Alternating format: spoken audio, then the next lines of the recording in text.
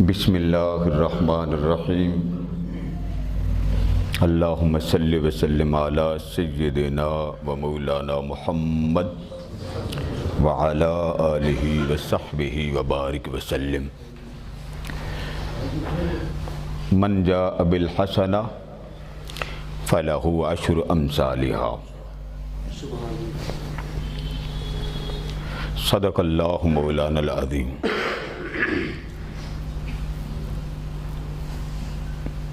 اللہ کریم کا شکر کہ اللہ کریم نے ہم سب کو اپنے دربار میں بلا کر بٹھا کر اپنی چاشنی اور محبت کی لذت کی خیرات عطا کی۔ یہ اس کی دین ہوتی ہے وہ جس پہ راضی ہو جائے۔ میں سب سے پہلے تو شکر گزار ہوں باؤجی صاحب کے صاحبزادگان کا۔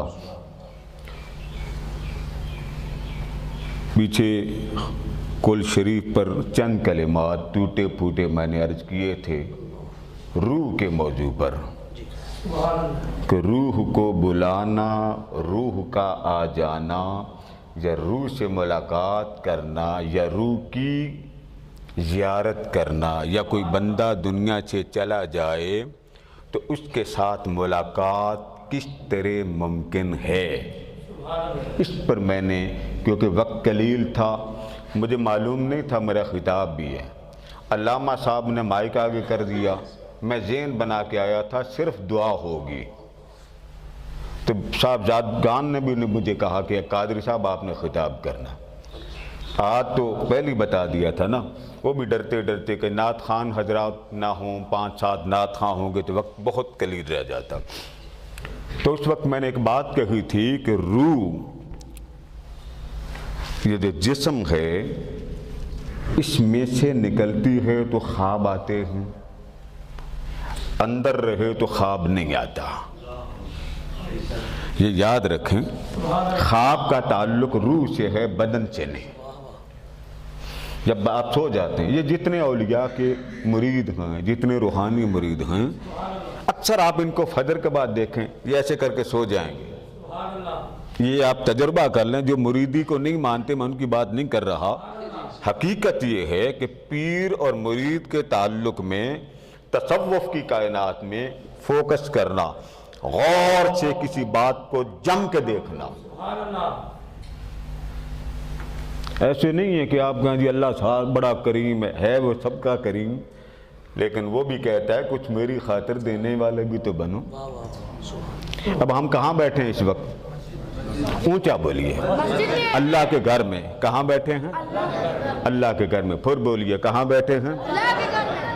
اب پتہ نہیں ساؤنڈ ارد گرد سماعتوں کی نظر بیٹیاں سن رہی ہیں کہ نہیں۔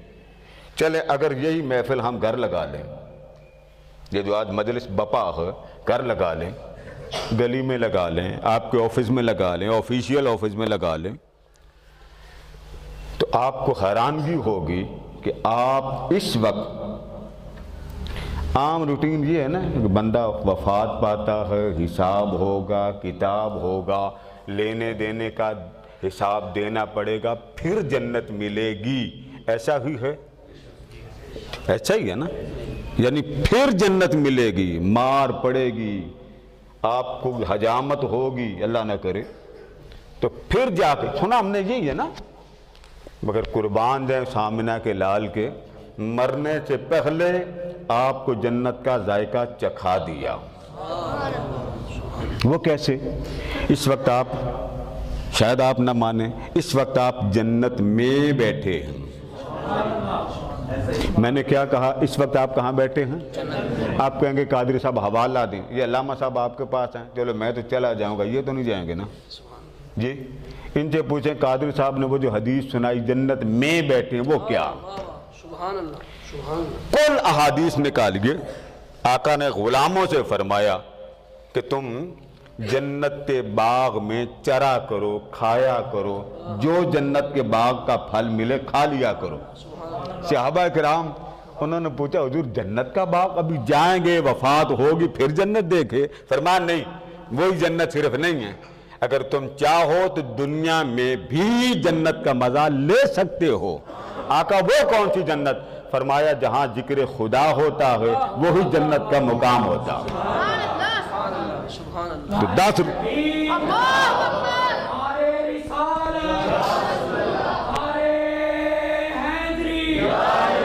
لوگ 10-10 20 روپے دیتے ہیں محفل 11ویں کے لیے، میلاد کے لیے، مجالس ذکر کے لیے، لوگ پھر بھی اس مفت کی جنت میں نہیں آتے ہیں۔ اور آمنہ کا لال ایک ایک بندے پر، گھر گھر کے افراد پر دستک دے دے کے فرما رہے ہیں اور میرے ماننے والو جنت کا مزہ لے لو، میرے ماننے والو جنت کا مزہ لے لو۔ اب میں چاہتا ہوں اسی مضمون کو ذرا تفصیل سے اب دوسرے زاویے سے مکمل کر لوں۔ اللہ کا ایک نظام ہے بخشش کا۔ اس نے جب تخلیق کائنات کرنی تھی اس وقت ابلیس سامنے کھڑا تھا۔ مشکات شریف میں یہ حدیث موجود ہے۔ ابلیس کھڑا تھا اور جسم بن رہا تھا آدم کا، باڈی بن رہی تھی۔ بنتے بنتے جب اللہ نے سارے اعضاء بنا دیے، دل بھی بن گیا، اس نے کہا مجھے اجازت دے میں تیرے اس باڈی کی وزٹ کر لوں۔ تن بن گیا نا، جب تن بن گیا تو اس کو اللہ نے اجازت دی، جا سیر کر میرے بندے کے اندر دیکھ کیا ہے۔ یہ پھرتا رہا، ساری جگہ پہ یہ وزٹ کرتا رہا، لیکن جو دل تھا وہاں اس کو داخلے کی اجازت نہ ملی۔ یہ باہر آیا اور اس نے رب ذوالجلال سے پوچھا کہ وہ ایک مقام ایسا تھا جہاں مجھے داخلہ کی تو نے اجازت نہیں دی، یہ بتا کہ اس میں کیا ہے۔ ابھی انسان کا تن بنا ہے، ابھی من نہیں بنا، ابھی روح اندر نہیں آئی، ابھی وہ باڈی بنی ہے جس کو دیکھ کر یہ اندر گیا۔ تو اس نے کہا باری تعالیٰ مجھے یہ بتا کہ میں جب اندر گیا تھا تو سارے جسم کی ایک ایک رگ میں گیا۔ یہ جو آپ کے خیالات آتے ہیں اچھے بھی آتے ہیں، نماز پڑھنی شروع کر دیں تو پورا ایک سمندر چل پڑتا ہے خیالات کا، گاڑی کی چابی کہاں پڑی ہے، موبائل کہاں پڑا ہے، پیسے کدھر پڑے۔ آپ نماز سے پیچھے ہٹ جائیں، خیال بند ہو جائیں۔ آپ کو کوئی، یہ اکثر آپ لوگ بھول جاتے ہیں سجدہ صاحب کیوں؟ بھئی آپ سجدہ صاحب والی حرکت ہی نہ کریں، گھر سے آتے ہیں اللہ کو یاد کرنے، تصور فوکس کرے اللہ کی رحمت کی طرف، نہیں کرتے تو پھر خیال ابلیس نے پھر وہاں ہی آپ کو دا لگانا نا کہ یہاں انجیکشن صحیح لگتا ہے ڈینگی کا، وہاں یہ قابو نہیں آئے گا۔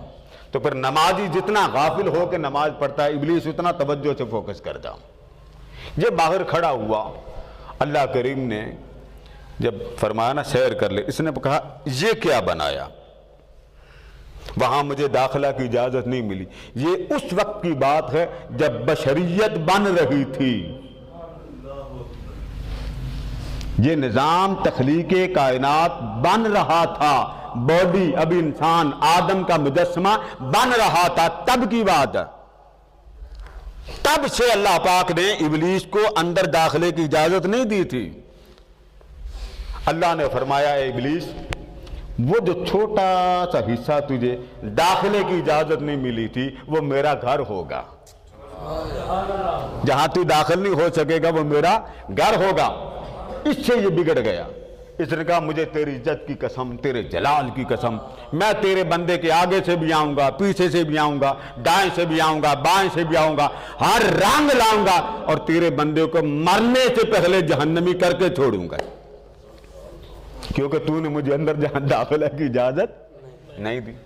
اس پر رب ذوالجلال نے فرمایا وَبِعِزَّتِي وَبِجَلَالِي وَبِكِبْرِيَائِي وَبِعَظْمَتِي، فرمایا ملعون مردود، مجھے اپنی عزت کی قسم، اپنی کبریائی کی قسم، اپنی عظمت کی قسم اور اپنے جلال کی قسم، اگر وہ بندہ جب دنیا میں آئے گا تو بہلائے گا، الجھائے گا، بھٹکائے گا، تو زور باہر بیٹھ کے لگائے گا، اس دل میں بیٹھ کر تیرے ہر وار کا میں دفاع کرتا جاؤں گا۔ تو حملہ کرے گا اور میں اندر بیٹھ کے تیرے حملے کا دفاع کروں گا، تو بھی زور لگا لینا اور پھر دیکھ لینا کہ جب میں توجہ دیتا ہوں تو میرا بندہ برباد نہیں ہوگا۔ میری بات کیا آپ کو سمجھ آ بھی رہی ہے کہ نہیں آ رہی؟ آواز صحیح آ رہی ہے آپ کو؟ جی۔ تب اس نے کہا مرتے ہوئے میں اس کا منہ اور اس کی زبان اور اس کے الفاظ وہ ڈاماڈول کر دوں گا۔ اکثر لوگ کہتے ہیں جی جس کا خاتمہ کلمے پر ہو وہ جنتی، یہ بات درست نہیں ہے۔ خاتمہ کلمہ کے بغیر بھی لوگوں کا ہوتا ہے، جنتی ہوتے ہیں۔ اس لیے یہ کوئی قانون نہیں ہے، یہ حضور نے فضیلت بیان کی ہے کہ اگر کوئی وفات پر، آپ فرید الدین عطار کی کتاب پڑھ لیں، سینکڑوں اولیاء وفات کے وقت ان کو کلمہ بولنا بھی نہیں نظر آیا، تو کیا معاذ اللہ وہ بے ایمان ہو گیا؟ نہیں، بے ایمان نہیں ہوئے، کسی نے کھل کر پڑھ لیا تو اللہ ایمان دیکھنے والوں کا مضبوط کرتا کہ دیکھو میری محبت والا میرے نام کا ذکر کرتا ہوا دنیا سے چلا گیا۔ جب وفات ہوتی روح نیچے سے اوپر نکلتی، غرغرہ، غین رے گول ہا، غرغرہ، یہ ایک ایسی حالت ہے جس میں بندے کی آخری ہچکی رہ جاتی ہے جان نکلنے کی۔ اس وقت ابلیس اپنا کام ضرور کرتا۔ اللہ کریم نے فرمایا بدبخت جب یہاں اس کی جان ہوگی نا اور اس کی زبان پھسل جائے، پڑھنا کلمہ تھا مگر نکل کچھ گیا، اگر اس حالت میں بھی وہ کلمہ پڑھنے کا ارادہ کرتا تھا، نیت کی، مگر وہ پھسل گیا، حواس اس سے کام نہیں کر سکے، اس نے زبان پھسلتے ہوئے بھلے جو کہہ دیا، میں اس وقت ملائکہ کو کہہ دوں گا یہ نہ لکھنا یہ کلمہ کفر کہہ رہا ہے، یہ لکھنا کہ میرے حضور توبہ کر رہا ہے۔ اس وقت بھی میں تیرے ہاتھ میں اپنا بندہ جانے نہیں دوں گا۔ آپ اندازہ کر سکتے ہیں کہ پیدائش اور وفات کے وقت اس کی رحمت کتنی عروج پر ہوتی۔ ہمارے ہاں قبرستان، آپ قبروں میں کیڑے ہوں گے، بچھو ہوں گے، سانپ، یہ اکثر آپ سنتے ہیں لیکچر، جی کیڑے مکوڑے ہوں گے، بچھو ہوں گے۔ اب ذرا سن لیجئے گا کہ اللہ پاک اپنے بندے کی بخشش کرتا کیسے۔ وفات جب ہوتی ہے تو وفات کے وقت کتنے فرشتے آتے ہیں؟ ایک آتا ہے، کبھی کبھی اللہ والا، اللہ کی محبت والا جب اس کی وفات ہوتی تو ایک فرشتہ نہیں آتا۔ آقا فرماتے ہیں اس کی روح قبض کرنے کے لیے 500 ملائکہ عرش سے جلوس بنا کے اس کے گھر آتے ہیں۔ اس پر بڑی بحث ہوئی ہے، بڑی ریسرچ ہوئی ہے اور ثابت ہوا کہ جب نیک کی وفات ہوتی ہے تو خوشبو کیوں آتی ہے، پھیل جاتی ہے۔ اس وقت ملائکہ آتے ہیں، اس بندے کی روح قبض کرنے سے پہلے اس اللہ والے کے پاس آ کے جان قبض نہیں کرتے، اس کے پاس بیٹھ کے محفل ذکر بپا کرتے ہیں، یعنی ذکر الہی اس طرح کرتے ہیں وہ مست ہوتا ہے، ذکر کرتے جاتے ہیں وہ بندہ مست ہوتا ہے، محبوب کا نام سنتا ہے تو مست ہوتا ہے۔ اتنی دیر میں فرشتے آگے سے پردے ہٹا دیے جاتے ہیں اور فرشتے ذکر میں لگ جاتے ہیں، رب جنت دکھا دیتا ہے، وہ تڑپتا ہے کہ میں جنت میں بھاگ کے داخل ہو جاؤں، تو ملائکہ دیکھ لیتے کہ اب کیونکہ جنت کے پردے ہٹ گئے ہیں، اب یہ جنت کے لیے تڑپ رہا ہے، آگے جانا چاہتا، تو بڑا میٹھا میٹھا ٹھنڈا ٹھنڈا اس کے جسم پر ایسے ہاتھ مارتے ہیں اور مارتے ہوئے کستوری کی خوشبو میں معطر لامکاں کا کفن لے کے ساتھ آتے ہیں اور اس کی روح کو اس طرح پیار سے نکال کے لے جاتے ہیں۔ یہ 500 ملائکہ آتے ہیں، سنگل بھی آتا ہے اور 500 بھی آتے ہیں۔ اور یہ یاد رکھ لیں قبر میں دفن بعد میں ہوتا ہے، پہلے وہ بندہ جس کی روح اللہ کے حضور جاتی ہے وہ اللہ کی بارگاہ میں اس کے حسن کا دیدار کرتی ہے۔ قبر میں جانا بعد میں ہوتا ہے، ڈیڈ باڈی گھر پڑی ہے اور روح کدھر جا رہی ہے؟ لامکاں۔ اور جس جس جہاں سے روح گزرتی ہے ہر جہاں ہر مکان کے ملائکہ کہتے ہیں اہلاً و سہلاً یا روح طیبہ، اے مقدس معطر مطہر روح تو کس بندے سے ہو کے آئی ہے؟ تو فرشتہ بتاتا ہے یہ خدا کا عاشق تھا، ساری عمر اس کے عشق میں روتا رہا، تو ملائکہ اس کو کہتے ہیں مبارک ہو، کتنا مقدس تجھے اللہ نے بنایا، اب محبوب کا دیدار کرنے کے لیے روح لامکاں جا رہی ہے۔ وہاں دیدار کرتی ہے، فرشتے پیچھے آ جاتے، اللہ اس بندے کو اپنا دیدار کراتا، دیدار کے ساتھ ہی اس بندے کے سارے گناہوں کو معاف کر دیتا۔ اب آپ دیکھیں یہاں پر دیدار ہوا، گناہ معاف ہو گئے۔ اب اللہ فرماتا اب اس کے لو جو میرے بندے کے جسم میں ڈال دو، میرا دیدار ہو چکا، اب قبر میں جائے گا میرے محبوب کا دیدار کر لے گا۔ ایک دیدار خدا کا۔ آپ عمرہ کرنے جاتے ہیں تو پہلے کہاں عمرہ کرتے ہیں؟ مکہ، پھر مدینہ جاتے ہیں، یعنی پہلے غلاظتوں سے پاک ہو جا، اب جا میرے مصطفیٰ کا دیدار کر لے۔ اس طرح اس کی روح نکلتی، پھر وہ واپس آتے ہیں، اس کے بعد اس کو قبر میں ڈالتے ہیں۔ تو قبر میں ڈالنے سے پہلے وہ جو نہاتا ہے اس کو غسل دلایا جاتا، وہ زندہ ہوتا،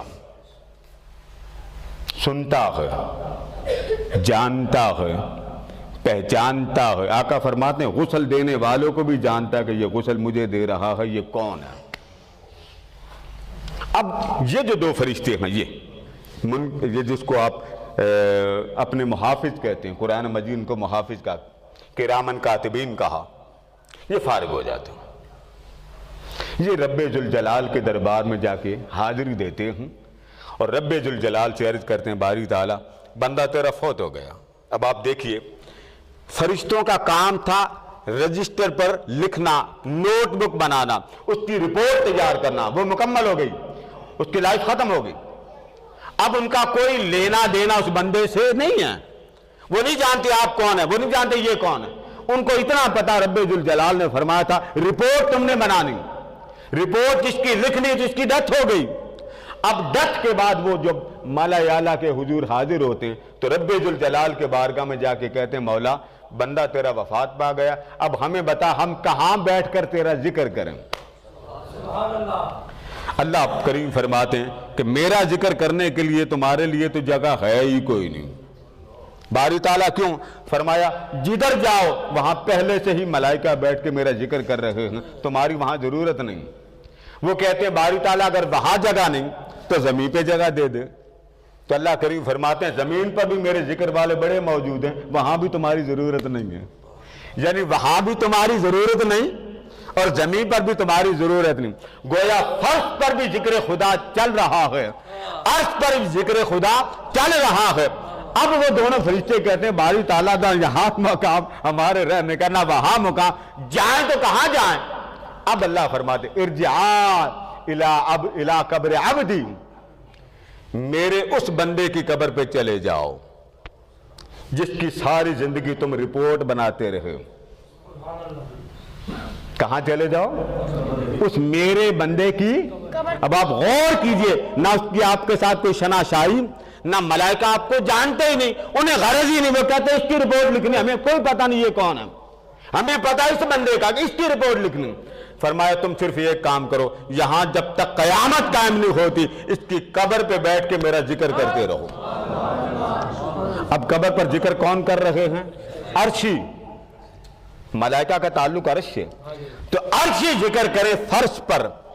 اگر ایک عام بندہ، اب ذرا سوچئے، عام بندہ گیا گزرا بھی قبر میں چلا جائے تو رب عرش کے فرشتے بھیج دے کہ جاؤ اس کی قبر پہ جا کے ذکر کرو، تو ذرا سوچنے کی بات ہے کہ جو بندہ عام ہے، عام بندہ جس کی ویلیو صرف اتنی محلے سے نکلتا، نماز پڑھتا، گھر چلا جاتا، رب اس کے لیے بھی اس کی قبر پر ذکر کے فرشتے نازل کرتا ہے۔ تو جو یاد کے ساتھ ہمہ وقت اللہ اور اللہ کے رسول کی محبت کا دم بھرتا ہوگا اور نام اس کا داتا گنج بخش ہو، اس کی قبر پر اس کے انوار کا عالم کیا ہوتا ہوگا؟ یہ سوچنے کی بات۔ ہم لوگ پڑھتے ہیں کوئی نہیں، بچی قبروں پہ جانا شرک ہے، حرام ہے، جو جائے گا وہ مشرک ہو جاتا ہے، حدیث کوئی نہیں، آیت کوئی نہیں۔ اس لیے کسی کو یہ جملہ کہنے سے پہلے حضور کو دیکھے کہ حضور قبرستان جاتے تھے کہ نہیں جاتے تھے، آقا قبرستان میں جا کے دعا کرتے تھے کہ نہیں کرتے تھے۔ بخاری پڑھیے، مسلم پڑھیے، امام احمد بن حنبل کو پڑھیے، اور پھر آگے کیا فرمایا؟ فرمایا جب اس کی قبر پہ جاؤ ذکر کرو تم، ملائکہ کو فرمایا کہ تم اس کی قبر پر جب تک قیامت قائم نہیں ہوتی ذکر تم کرو، لیکن ثواب کس کو دینا؟ فرمایا ثواب اس میت کو دینا جس کی ساری عمر تم رپورٹ لکھتے رہے ہو، ذکر تمہارا ہوگا اور نام اس کا ہوگا، تو عمل کرے ملائکہ، بخشش ہو میت کی۔ تو اللہ کریم نے پہلا حکم اس میت کا وہاں پہ جاری کیا۔ امام مزنی فرماتے ہیں مدینہ طیبہ میں ایک شخص کی وفات ہو گئی، تو اس وقت لوگوں کے مراقبے بڑے اچھے ہوتے تھے. اس کو کسی نے دیکھا خواب میں کہ وہ جہنم میں. کچھ دنوں کے بعد دیکھا کہ وہ جہنم سے نکل کر جنت میں چلا گیا. انہوں نے پوچھا حضرت صاحب یہ ماجرا کیا ہے, سمجھ میں نہیں آیا. اس نے جواب دیا کہ جب میں قبر میں آیا تھا نا, مجھے لوگ دفن کر کے چلے گئے تو میرا گناہ اتنا بڑا تھا کہ رب ذوالجلال نے مجھے جہنم میں ڈال دیا, مجھے جہنم میں ڈال دیا. تو بڑے عرصے کے بعد یہاں ہمارے قبر کے ساتھ ایک ہمسایہ دفن ہوا ہے, ہماری قبر کے ساتھ ایک ہمسایہ دفن ہوا. وہ اتنا نیک اور صالح بندہ ہے کہ اللہ نے اس نیک کے صدقے جتنے لوگوں کو عذاب ہو رہا تھا سارا عذاب ہٹا کے ان سب کو جنت عطا کر دی. اب آپ دیکھیں نسبت کا فائدہ ہوا کہ نہ ہوا. آپ جب نماز پڑھتے ہیں, اکثر لوگ کہتے ہیں جی میں ختم کا قائل نہیں ہوں. بولیے کہتے ہیں کہ نہیں کہتے؟ آپ اکثر سنتے ہیں, لڑائی جھگڑے کی بات نہیں کہہ رہا, سمجھا رہا ہوں. وہ کہتے ہیں ہم ختم نہیں مانتے. پھر یہ کہتے ہیں جی جنازہ پڑھ لیا بس, اب قبر والے کو آپ کچھ نہیں دے سکتے, وہ جو کر گیا وہ کمائی اس کی اپنی, آپ کی کوئی کمائی نہیں. آپ جب جنازہ پڑھتے ہیں تو کس کا جنازہ پڑھتے ہیں, زندہ کا یا مردہ کا؟ جی زندہ کا یا مردہ کا؟ کیا بولیے؟ مردہ کا پڑھتے ہیں. میت ہوتی ہے نا آگے, تو جو جنازہ پڑھ رہے ہوتے ہیں وہ کون ہوتے ہیں, زندہ یا مردہ؟ جی غور سے ذرا میری طرف جواب دیتے دیتے ذرا دھیان ادھر ہی رکھیں, کہیں بھول نہ جائیے. جنازہ کون پڑھ رہا ہے؟ زندہ. اور پڑھ کس کا رہے ہیں؟ مردہ کا. اب جنازہ جب آپ پڑھ رہے ہیں, تھوڑی دیر ذرا سوچئے گا, جنازہ آپ کا کیسے پہنچ گیا؟ اور ساتھ ہی آپ منہ سے کہہ رہے ہیں جی میت کو کچھ نہیں پہنچتا. اس سے بڑا بھی تو مذاق ہوگا کہ آقا فرماتے ہیں 100 بندے اگر کسی مردہ کی جنازے پر جمع ہو جائیں, رب 100 بندوں کے صدقے بندے کی بخشش کر دیتا. 100 بندوں کی رب بخشش کر دیتا, معاف کر دیتا. اس کی تو غیرت ہی اتنی ہے, بندہ ساری عمر فاسق و فاجر کیوں نہ ہو, یہ یاد رکھیں. فاسق فاجر ہونا گناہ ہے, مگر فاسق فاجر الگ ٹائٹل ہے, گستاخ رسول الگ ٹائٹل ہے. گستاخ کی تو ہر شے ختم, یہ بات ذہن میں رکھیں. بعض لوگ سمجھتے گستاخ رسول, نہیں, گستاخ ٹائٹل الگ ہے, اس کی تو ہر شے ختم ہے. فاسق ہو, فاجر ہو, شرابی ہے, کبابی ہے, جانوی ہے, اسے فاسق کہتے ہیں. داڑھی منڈانا الگ گناہ ہے, سود لیتا فاسق ہے, رشوت لیتا فاسق ہے, فاسق ہے. اب یہ ذرا جملہ ایک طرف کر دیں, فاسق و فاجر, اس کو آپ کہہ لیں گناہ کبیرہ, کبائر گناہ. آپ کو اکثر سنا یہ جی سود خور ہے, بڑا یہ رشوت والا, یہ بڑا یہ کرتا, آپ کو اکثر سنائی دیتا ہے ہی ہر جگہ.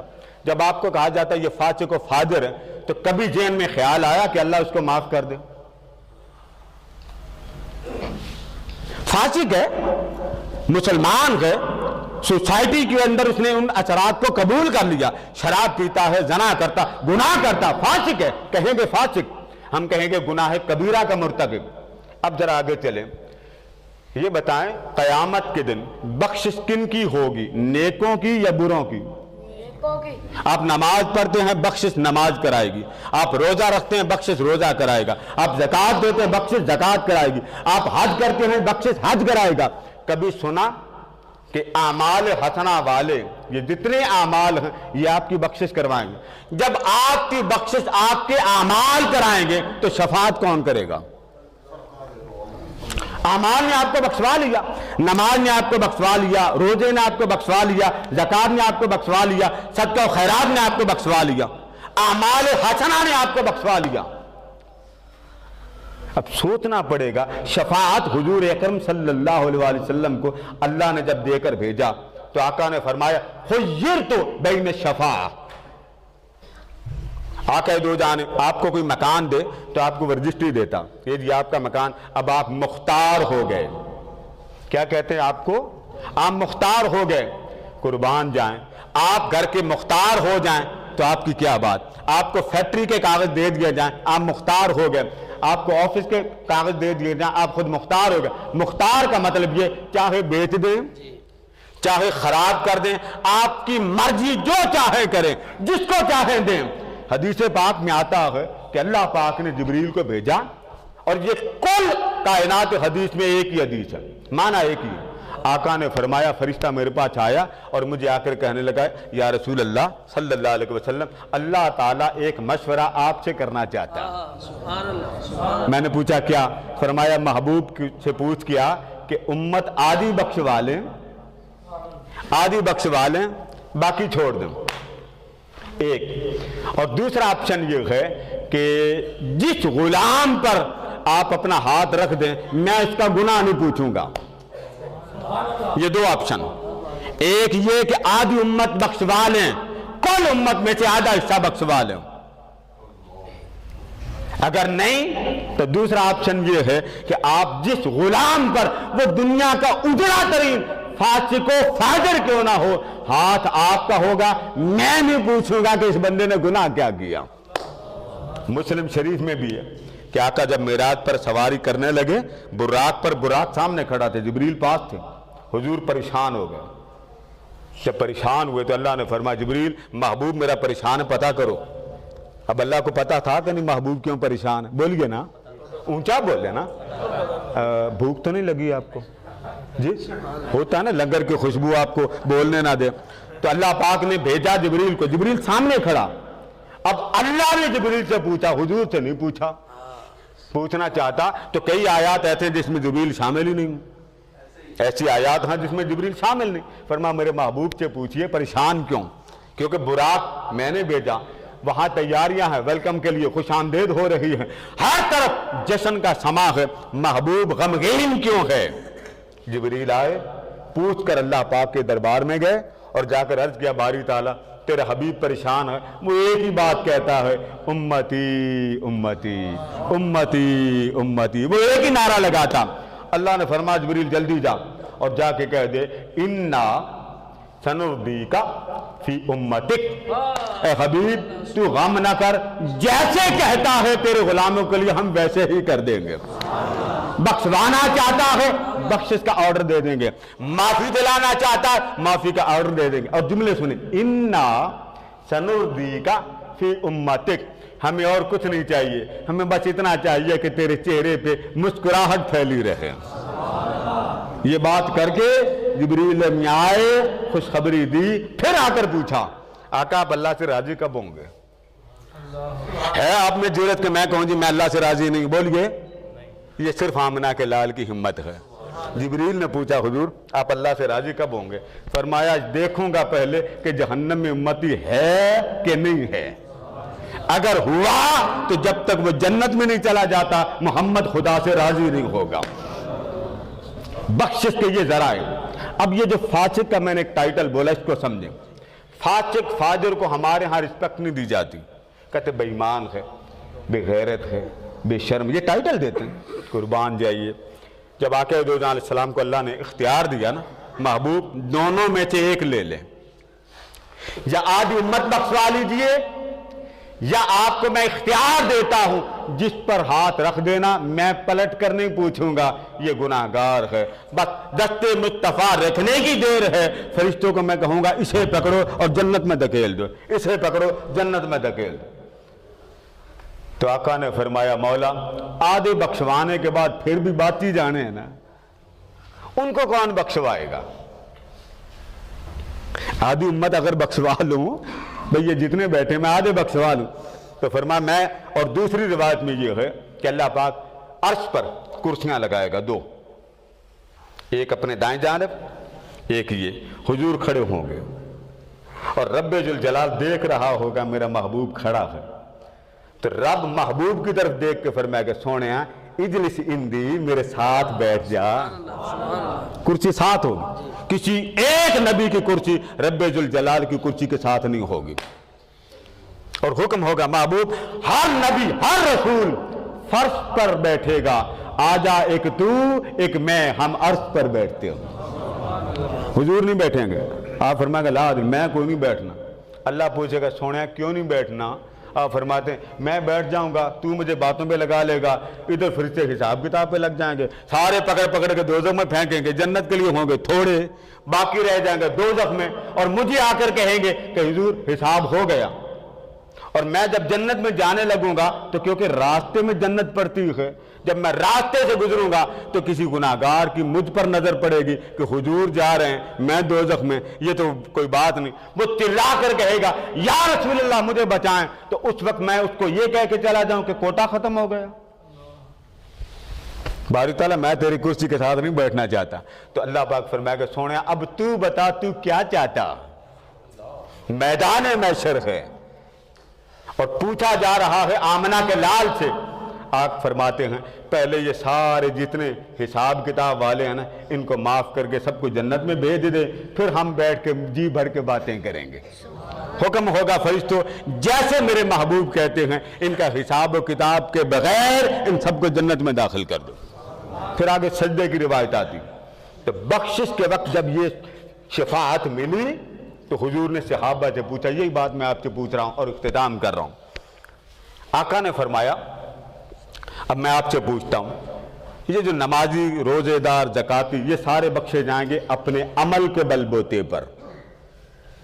یہ بات یاد رکھیں, شفاعت مصطفیٰ کسی نیک بندے کے لیے نہیں ہے. آقا کی شفاعت سن لیجئے.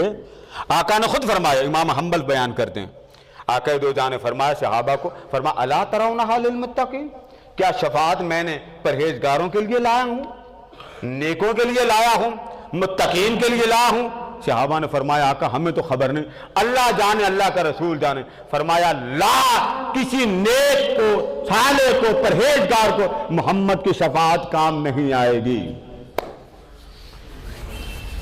اب یہاں تک تو بات سمجھ گئے. صحابہ کرام فکر مند ہو گئے کہ اگر نیک بندے کو بھی آپ کی شفاعت کام نہیں آئے گی. فرمایا نیک بندے اپنے اعمال کے صدقے جنت میں داخل ہوں گے. جن کا کوئی نہیں ہوگا, لفظ 3 ہیں بلکہ میں 4 کوڈ کروں گا. فرمایا شفاعتی, آج یا مدینہ طیبہ جائیں اور وہ جو حضور کا منبر ہے اس کے دائیں طرف اوپر کر کے یہ حدیث لکھی. آقا نے فرمایا کہ جو میری شفاعت کا منکر ہے اس کو قیامت کے دن میں نہیں بخشواؤں گا, وہ مانتا ہی کوئی نہیں. جو مجھے آج شفیع نہیں مانتا قیامت کے دن میری شفاعت کا ذائقہ نہیں چکھے گا. اب آ جائیں اس حدیث کی طرف. فرمایا میں, میری شفاعت, میری بخشش, میرا اختیار کس پر ہوگا. فرمایا نیک بھی بخشے جائیں گے, متقین بھی بخشے جائیں گے, نمازی, روزے دار, حاجی, سارے بخشے جائیں گے. فرمایا اب وہ رہ جائیں گے جن کا کوئی پوچھنے والا نہ ہوگا, جن کو کوئی سینے لگانے والا نہ ہوگا. الا ترونھا للمتقین ولکنھا للمذنبین. فرمایا میری شفاعت ہر اس بندے کے لیے ہے جو گناہگار ہے. والمتلوثین, میری شفاعت ہر اس بندے کے لیے جو گناہوں کی خاک میں لت پت ہوا. والکبائر, یہ 3 لفظ آتے ہیں. الا ترونھا للمتقین ولکنھا للمذنبین والخطائین والمتلوثین. فرمایا جو روئے زمین کے بڑے بڑے کبائر میں مرتکب رہا, پھسل گیا, الجھ گیا, اسے کوئی بچانے والا قیامت کو نہیں آئے گا. فرمایا گھبرانے کی ضرورت نہیں, محمد اس کا ہاتھ پکڑ کر اسے جنت میں لے جائے گا.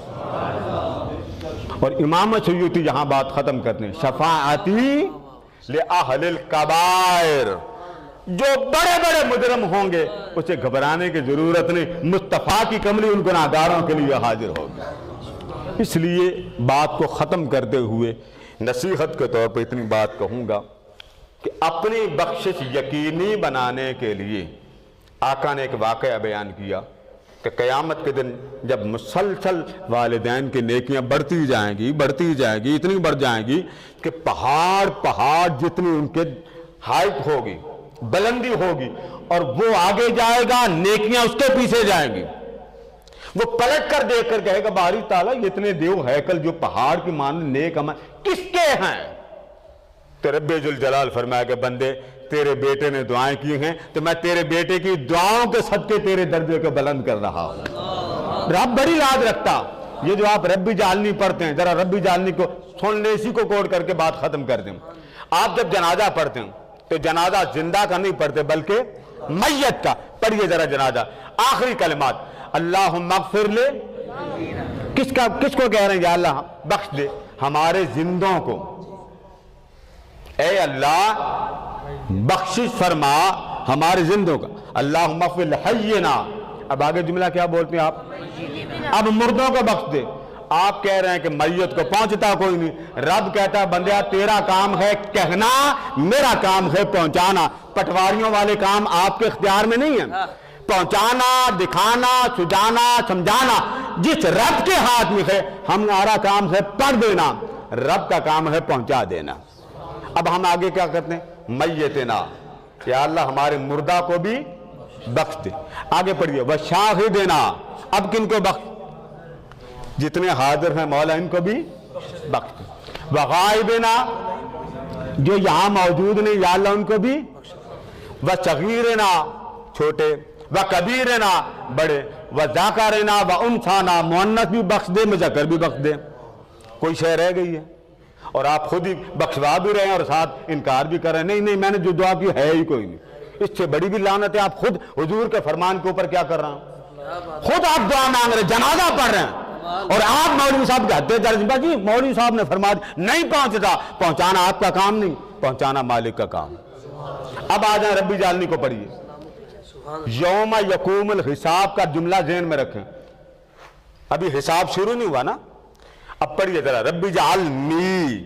یہ جو ختم نہیں پڑھتے ذرا ترجمہ کریں. یا اللہ مجھے بنا مقیم الصلاۃ، نماز قائم کرنے والا. ومن ذریتی، اب کس کو نمازی بنا؟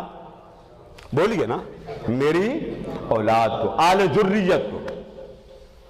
اور آگے پھر آپ کیا کرتے ہیں؟ ربنا وتقبل دعا. یا اللہ جو ساری تجھ سے مانگی وہ ساری قبول کر. آگے پھر آپ کیا کہتے ہیں؟ پھر ریپیٹ کرتے ہیں ربنا اغفر لی. یا اللہ مغفرت فرما میری. اور آگے نام کس کا لیتے ہیں؟ والے والے. کس کا نام لینا؟ ماں باپ کا. یہاں لکھا ہوا کہ فوت ہو جائیں تب مانگو بخشش، زندہ رہیں تو نہیں مانگنی. اللہ نے نماز میں دعا بھی ایسی فٹ کی جو نہیں مانتا اسے بھی کہنا پڑتا یا اللہ مجھے بھی بخش، اسے بھی بخش. جو نہیں مانتے کیا بات. ایک طرف کہتے ہیں کہ پہنچتا کوئی نہیں. آپ کا کام نہیں ہے پہنچانا، رب کا کام. جو کام رب نے آپ کو اختیار ہی نہیں دیا، رب نے بخشا نہیں ہے، رب نے آپ کو سمجھایا نہیں ہے، آپ کا صرف اتنا کام بول دینا آپ کا کام ہے اور پہنچا دینا. اب آگے کیا کرتے ہیں؟ ربنا اغفر لی والے والے. آگے کیا؟ وللمؤمنین. تو صرف آپ کے گھر میں ماں باپ بیوی بچے صرف یہی مومن ہے؟ بولیے نا. وللمؤمنین، مومن کا لفظ کس پر آئے گا؟ جس نے حضور کا کلمہ پڑھا. تو یا اللہ سارے مومن بخش. اب سوال ہوتا کب تک بخشش مانگے گا؟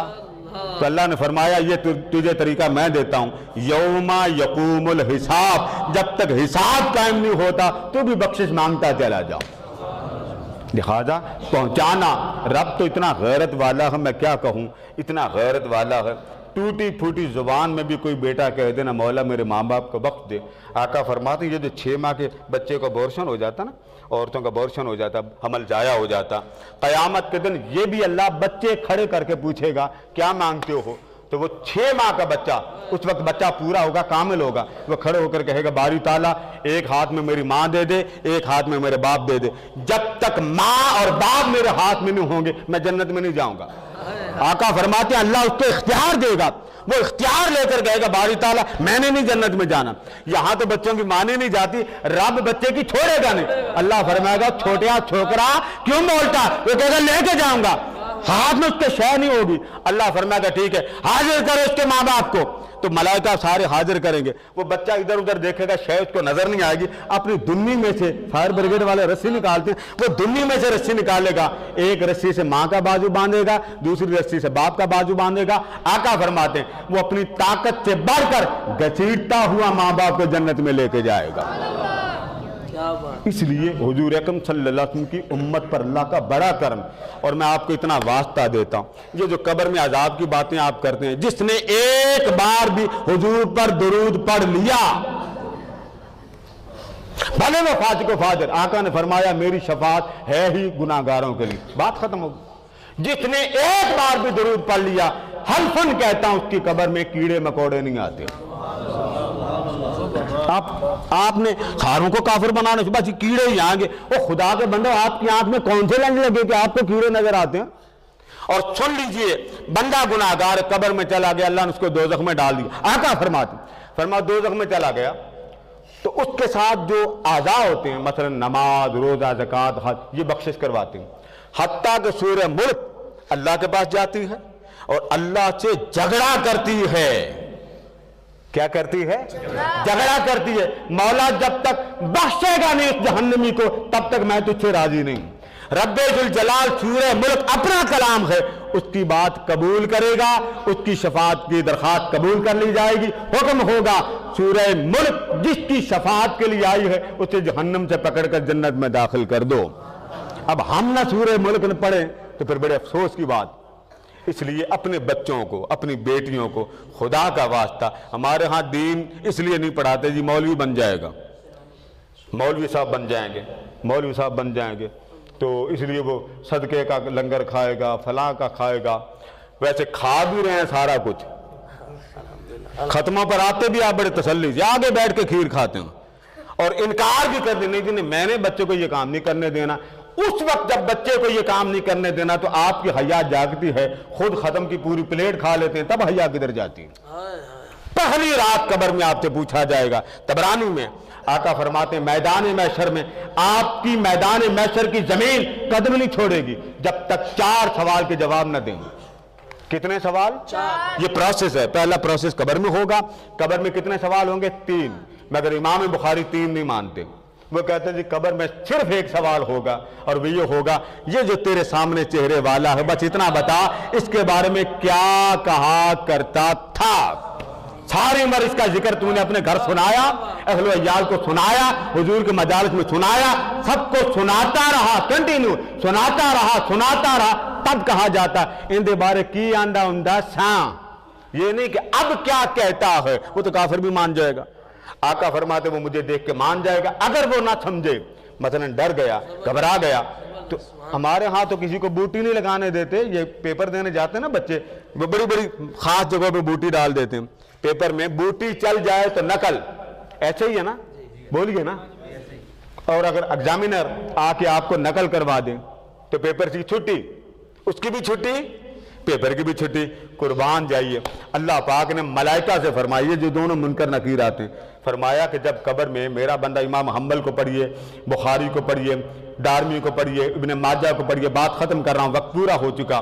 فرمایا جب قبر میں منکر نکیر آئیں گے اور امتی حضور کو دیکھ کے گھبرا جائے, بول نہ سکے کہ میں کیا بولوں, کیونکہ حضور ہیں ہی اتنے حسین و جمیل, اتنے حسین و جمیل. فرمایا جب وہ گھبرا جائے تو اس کے سوال کے جواب زیادہ نہ پوچھنا, بس اتنا کر دینا اس کو, کیونکہ گھبراہٹ میں سمجھ نہیں آ رہی میں کیا کہوں, تو اس کو اگر پتہ نہ چلے اس میت کو کہہ دینا کہ جس محمد کی بات ہم تجھ سے کر رہے ہیں وہی محمد یہ ہیں, جس محمد کی ہم بات کر رہے ہیں وہی محمد یہ. ما کنت تقول فی حاضر رجل محمد. باقی سب حدیثوں میں آتا منافق, فاسق, بے ایمان سے صرف یہ کہا جاتا ما کنت تقول فی حاضر رجل. یہ جو شخصیت کھڑی ہے, نام نہیں لیتے. اور جب حضور کا عاشق آئے گا بھلے گناہگار ہو تو فرشتے کہیں گے گھبرانے کی ضرورت نہیں, سوال کا جواب آتا نا ہم سے پوچھ لینا, ہم تجھے جواب بھی دے دیں گے, بتا بھی دیں گے. اللہ پاک ہم سب کا خاتمہ ایمان پر کرے اور ہماری نسلوں کو حضور کا دیوانہ بنائے. علامہ صاحب نے بڑی خوبصورت نعت پڑھی, اللہ پاک ان کو اجر عظیم